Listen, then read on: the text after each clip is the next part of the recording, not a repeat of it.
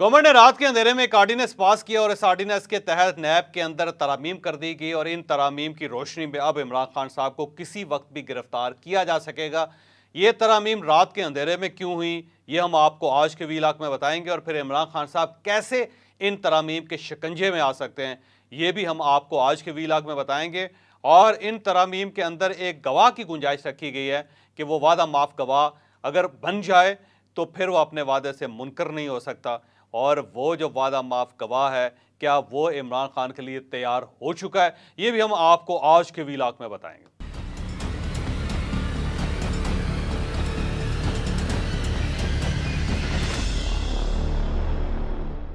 Government Imran Khan साहब को गिरफ्तार करना चाहती थी, लेकिन इमरान खान साहब हर बार मछली की तरह इनके हाथ से निकल जाते थे। कभी अदालतें जमानत दे देती थी, कभी पुलिस इनके घर में नहीं जाती थी, कभी ब्यूरोक्रेसी उनको गिरफ्तार करने से इनकार कर देती थी, कभी उनके कारकुन रास्ते में मज़ाहम हो जाते थे, कभी गवर्नमेंट का इरादा मुलतवी हो जाता था, कभी मियां नवाज शरीफ साहब रोक देते थे, कभी सदर आसिफ अली जरदारी साहब जो साबिक सदर है वो रास्ते की रुकावट बन जाते थे। बहरहाल इमरान खान साहब पिछले सवा साल में गवर्नमेंट के हत्थे नहीं चढ़े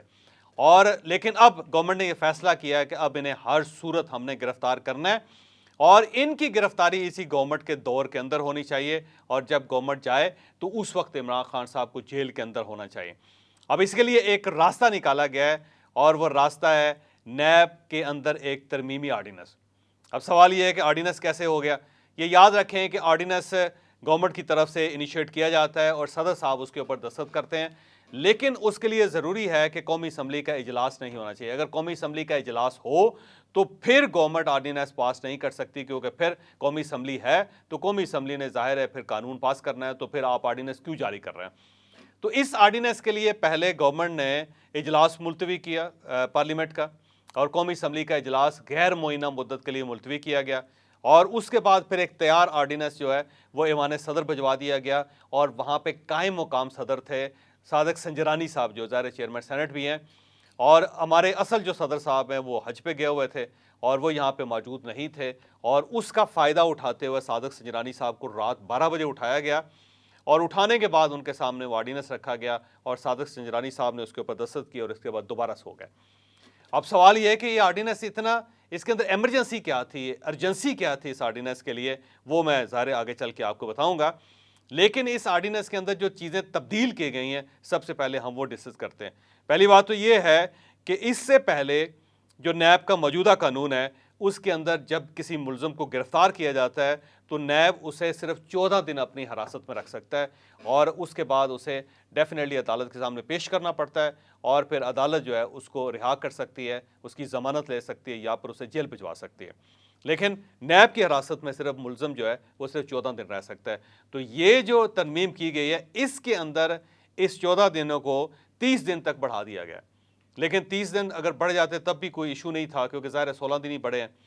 लेकिन इसके अंदर एक और दफ़ा ये रखी गई, एक और गुंजाइश रखी गई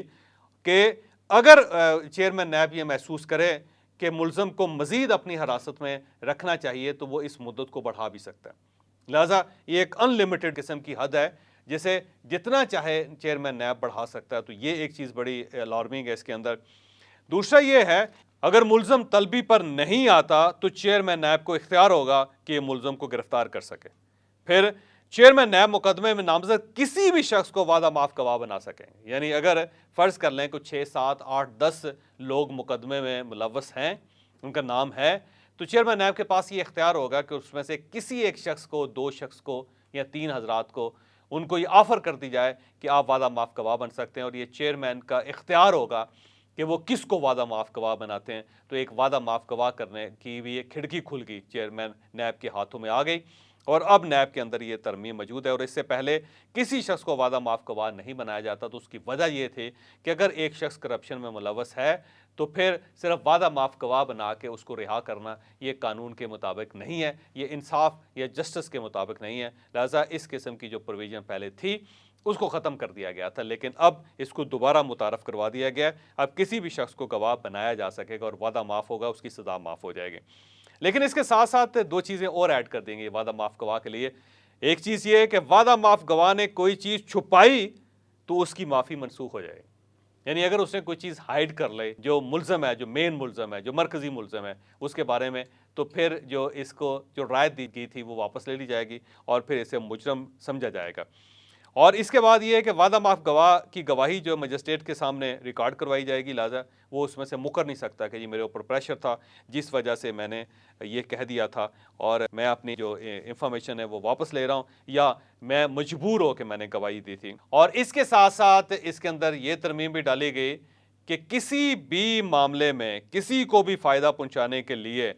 اس کے بدلے میں تحائف لینا اور تحائف دینا یہ بھی جرم ہے، لہٰذا اس کی بھی سزا ہو سکتی ہے۔ تو اب یہ سب کچھ جو ہے وہ بول رہا ہے، یہ جو ترامیم ہے کہ اگر آپ اس کو تھوڑا سا ریڈ کریں ذرا غور سے تو آپ کو یہ محسوس ہوگا، پہلی بات کہ گرفتاری جو ہے اب کسی وقت بھی کسی کی بھی ہو سکتی ہے،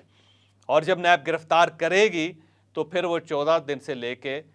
30 دن تک، بلکہ 30 دن سے بھی زیادہ عرصے تک، جب تک چیئرمین نیب چاہیں گے، ملزم نیب کی حراست میں رہے گا، وہ اسے وہاں سے رہا نہیں کروایا جا سکے گا، کسی عدالت میں پیش نہیں کیا جا سکے گا اور اس کی ظاہر ضمانت نہیں ہو سکے گی۔ دوسرا، وعدہ معاف گواہ، اور وعدہ معاف گواہ جو ہے وہ اب گواہی دینے کے بعد پھر نہیں سکے گا۔ یہ نہیں ہو سکتا کہ کچھ عرصے بعد وہ یہ کہہ دے کہ جناب مجھے پریشر میں لا کے، مجھے زبردستی مجھ سے دستخط کروائے گئے تھے اور مجھے گواہ بنایا گیا تھا، پھر وہ اس سے پیچھے نہیں ہٹ سکتا، اور اگر ہٹے گا تو اب وہ بھی مجرم ڈکلیئر ہوگا اور اس کو بھی سزا دی جائے گی۔ اس کے ساتھ ساتھ یہ ہے کہ اگر اس نے کوئی وعدہ معاف گواہ نے کوئی چیز چھپا لی تو ظاہر ہے وہ پھر بھی پھنس جائے گا، اب اسے جو کچھ بتانا پڑے گا سچ بتانا پڑے گا اور کوئی چیز اسے ہائڈ نہیں کرنی پڑے گا، اور اگر اس نے ہائڈ کر لی تو پھر کسی نہ کسی جگہ پہ وہ پھنس جائے۔ اب سوال یہ ہے کہ سارے معاملے میں عمران خان صاحب کہاں پھنستے ہیں؟ دیکھیے، عمران خان صاحب جو ہیں وہ جب بھی ان کو گرفتار کرنے کی کوشش کی جاتی تھی تو عدالت انہیں ضمانت پہ رہا کر دیتی تھی۔ کل بھی 16 مقدمات میں عمران خان صاحب کو ضمانت دے دی گئی، تو یہ اتنے بڑے لیول پہ جو ضمانت دے دی جاتی ہے، اور ظاہر ہے اس کو حکومت پاکستان یا ریاست پاکستان ہضم کرنے کے لیے تیار نہیں تھے۔ تو اب اس مجبوری کی وجہ سے یہ قانون کے اندر ترامیم کی گئی، اور اب عمران خان صاحب کو عدالتیں بھی نہیں بچا سکیں گے۔ جب عمران خان صاحب اب گرفتار ہوں گے تو پھر کسی عدالت میں ان کی ضمانت کی درخواست نہیں دی جا سکے گی، کیونکہ آرڈیننس موجود ہے، اور آرڈیننس کی موجودگی میں آپ کوئی عدالت جو ہے وہ ظاہر عمران خان صاحب کو کسی قسم کی ریلیف نہیں دے سکے گی۔ اب سوال یہ ہے کہ عمران خان صاحب کو گرفتار کب کیا جائے گا؟ عمران خان صاحب کو کسی وقت بھی گرفتار کر لیا جائے گا، کیونکہ انہیں بار بار طلب کیا جا رہا ہے، انہیں نیب بھی طلب کر رہی ہے۔ اب اگر یہ نیب کے پاس پیش نہیں ہوں گے، انکوائری میں نہیں جائیں گے، تو پھر ان کی گرفتاری کا عمل جو ہے وہ شروع ہو جائے گا، اور پھر اینٹی کرپشن بھی ان کو طلب کر رہی ہے، اور جب اینٹی کرپشن کے پاس بھی جائیں گے وہ بھی گرفتار کر کے ان کو نیب کے حوالے کر سکتی ہے، تو وہاں سے بھی عمران خان صاحب جو ہے وہ کسی وقت پھنس سکتے ہیں۔ اب سوال یہ ہے کہ یہ جو بار بار وعدہ معاف گواہوں کا ذکر کیا گیا ہے، تو کون وعدہ معاف گواہ ہو سکتے ہیں؟ اس میں 5 آپشنز موجود ہیں، کیونکہ جو ہم القادر یونیورسٹی کا کیس لے لیں، جو زیادہ جس کے اوپر زیادہ بحث ہو رہی ہے، 196 ملین پاؤنڈز کا ایشو ہے، تو اگر صرف اسی کو لیں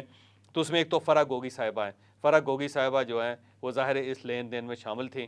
اور وہ وعدہ معاف گواہ بن سکتی ہیں، ان کو گواہ بنانے کے لیے تیار کیا جا سکتا ہے، اور میرا خیال یہ ہے کہ وہ اتنا مجبور ہو چکی ہیں، انہیں پتہ ہے کہ مجھے اگر باہر سے گرفتار کر کے پاکستان لے جایا گیا تو میں پھنس جاؤں گی اور میرے لیے پھر گنجائش نہیں ہوگی، تو ہو سکتا ہے کہ وہ وعدہ معاف گواہ بن جائے۔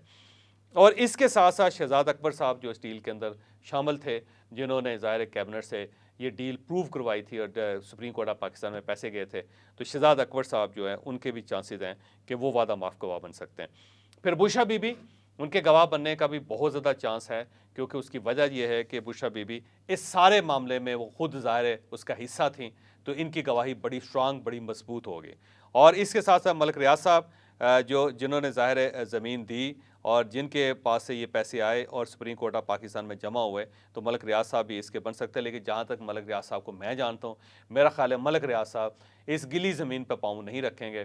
وہ میرا نہیں خیال کہ وعدہ معاف گواہ بن کے اپنی باقی جو زندگی ہے اس کو خراب کریں گے۔ تو ملک ریاض صاحب کا تو آپ میرا خیال ہے کہ انہیں تو خارج از امکان ہی سمجھیں کہ یہ، میرا نہیں خیال کہ یہ وعدہ معاف گواہ بننے کی کوشش کریں گے۔ اور اس کے ساتھ ساتھ زلفی بخاری کا نام ہے۔ زلفی بخاری صاحب جو ہیں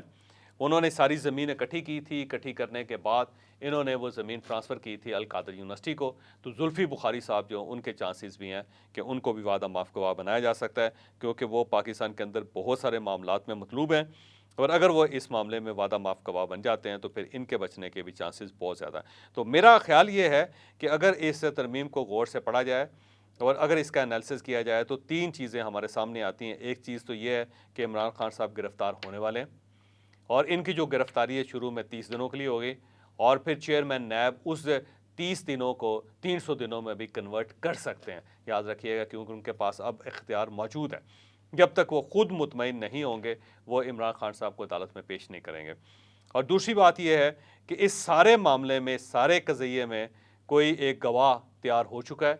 اور اس کے لیے گنجائش نکالی گئی ہے، کیونکہ نیب کے اندر یہ اختیار کسی کے پاس نہیں تھا کہ وہ کسی کو وعدہ معاف گواہ بنا سکتا ہے، یا نیب کے اندر نیب کے قوانین میں گنجائش نہیں تھے۔